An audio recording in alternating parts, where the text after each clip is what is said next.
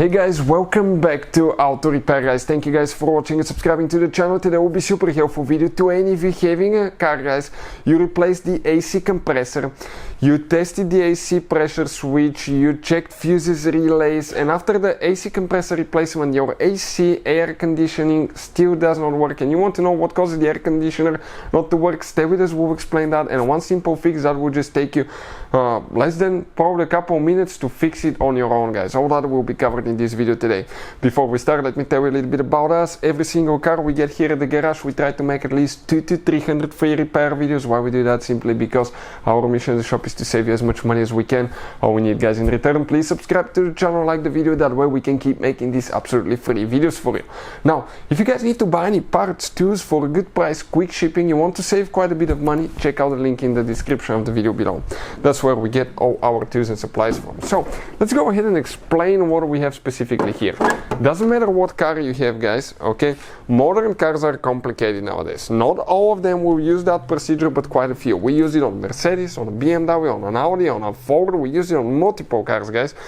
If you replace the AC compressor where there was problem with the AC system, what can happen guys, the computer can deactivate the compressor. Even though you put new compressor, you may have problems. So let's say you checked fuses, relays, you tested the AC pressure switch, which is a very important thing guys, and it's still not working. Let us show you what you need to do. You need to come inside, okay, and you need to find the OBD port. That's where the scanner connects to your car. Sometimes it's under the dash, under the steering wheel, sometimes it could be under a cover or something like that, like ours.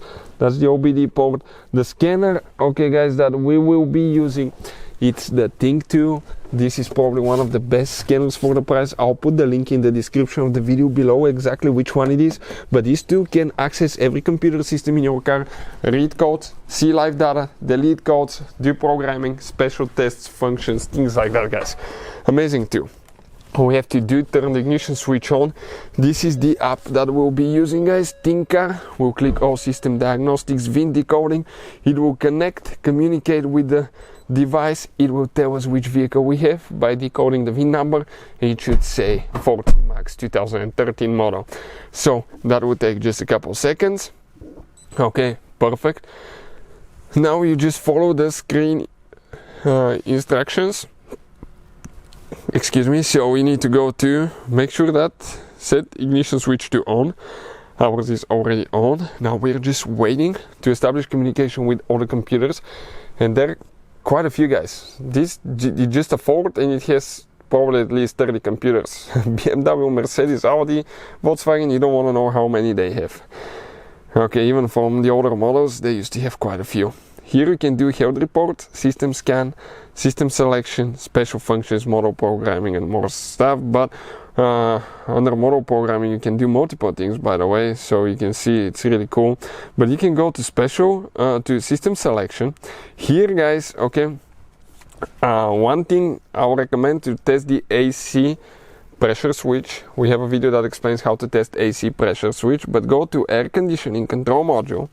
Under AC module guys, you need to go ahead, okay, and you can read data stream and all that stuff. You can see what's happening there with the AC compressor, temperature, okay, and all that stuff, status.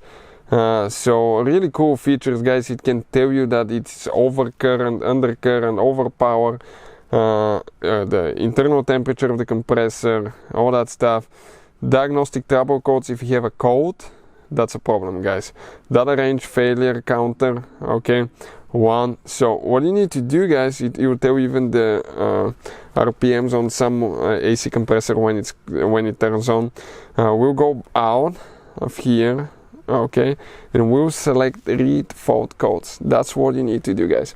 If you have codes stored in the AC system, you need to clear them. If the status says different than okay, you need to go to clear fault memory, yes, confirm, clear it, and that will take care of the problem. Specific codes will deactivate your AC system, so you need to always, once you're done fixing your AC system, reset everything. Now you can even see the module information here. It says that's the module information, vehicle, in code and all that stuff. The software, if you need to update it, all that is here. But also, if it still doesn't work, go back, okay, all the way. Okay, you need to go back to system scan. Under system scan, it will scan all the computers. It will show you all the codes that are stored in every computer in your car. Clear everything and see if that fixes the problem. Most of the times, clearing the AC codes will fix that thing, guys. Unless you still have a problem, that will reactivate. Hopefully the video will be helpful. Thank you for watching and see you next time.